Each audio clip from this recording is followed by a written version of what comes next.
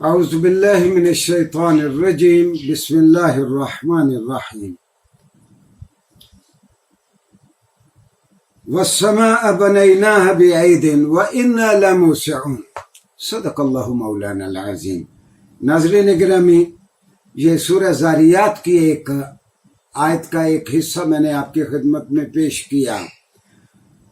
آج چند منٹ قرآن کریم کے ساتھ اس پروگرام میں ہمارا موضوع ہے قرآن اور سائنس، اور اس موضوع پر ہم بہت ساری شارٹ لیکچرز ہم انشاءاللہ آپ کی خدمت میں پیش کریں گے۔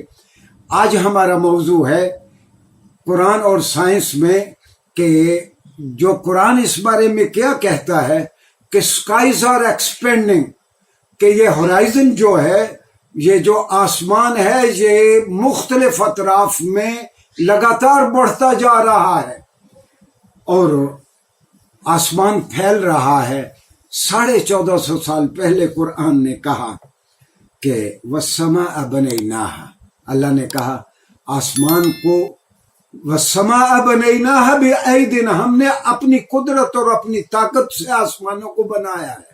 وَإِنَّا لَمُوسِعُونَ، اور یہ لام تاکید ہے، یعنی اور لازمی طور پر ہم آسمانوں کو اور وسعت دیتے رہیں گے، ہم ان کو مزید ایکسپینڈ کرتے رہیں گے۔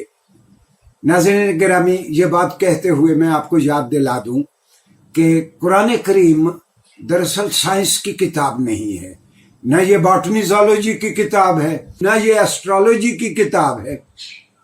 اس کتاب کا نفس مضمون تو انسان ہے کہ ایک انسانوں کو اللہ کی پہچان ہو جائے اور یہ ایک خدا شناس معاشرہ بنائے، ایسا معاشرہ جس میں کوئی کسی کا نہ فرد کا استحصال کرے، نہ فرد معاشرے کا، نہ معاشرہ فرد کا استحصال کرے۔ یہ سائنس کی کتاب یا یہ کہانیوں کی کتاب نہیں ہے۔ ہاں، یہ 6236 آیات میں سے کم و بیش 850 900 کے قریب ایسی آیات ہیں کہ سیاق کلام میں جہاں ہمیں سمجھانے کی ضرورت ہو تو اللہ تعالیٰ جو بہت ہی مہربان ہے اپنے بندوں کو ساتھ یہ بھی یاد دلاتا ہے کہ دیکھو، میں نے مختلف قوانین کے تحت اس دھرتی کو، اس ویرانہ آباد نما کو سجا رکھا ہے۔ کچھ قوانین ہیں جن کے تحت تمہاری زندگی کو ریگولیٹ کیا ہے۔ اور میں بہت دکھ دل کے ساتھ کہتا ہوں کہ ہم مسلمانوں نے اپنے اپنے ملکوں میں آزادیوں کے بعد بھی، اور اس سے کئی سو سال پہلے جب سے ہم نے ریسرچ کو چھوڑ دیا ہے، قرآن کو ہم نے ذریعہ تعلیم نہیں بنایا۔ ہاں، آج جب مغرب نے 1960 کی دہائی میں یا اس سے 2 سال آگے پیچھے جب بگ بینگ کا تصور سامنے آیا، نیبولا کا تصور سامنے آیا، سچی بات ہے تب ہم کو یہ آیت سمجھ آئی کہ اللہ میاں کہتا ہے کہ ہم نے آسمانوں کو اپنی قوت سے بنایا اور ہم ان کو وسعت دیتے رہیں گے۔ آج یہ آیت ہم کو بہتر طور پر سمجھ آئی۔ اگر ہم نے قرآن کریم کو علم کا ذریعہ بنایا ہوتا تو یہی بات آج سے کئی سو سال پہلے مسلمان کہہ رہے ہوتے۔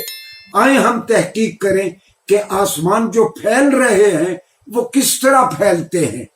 ناظرین گرامی، علم ہی قوت ہے، اور جو قومیں علم میں اور تحقیق میں آگے ہیں، سیاست بھی ان کی ہے، معیشت بھی ان کا ہے، دفاع بھی ان کا ہے، اور جن قوموں کے پاس علم نہیں ہے اور قرآن منبع تھا، سرچشمہ تھا علم کا، ہم نے اس کو صرف برکت کا ذریعہ بنائے رکھا۔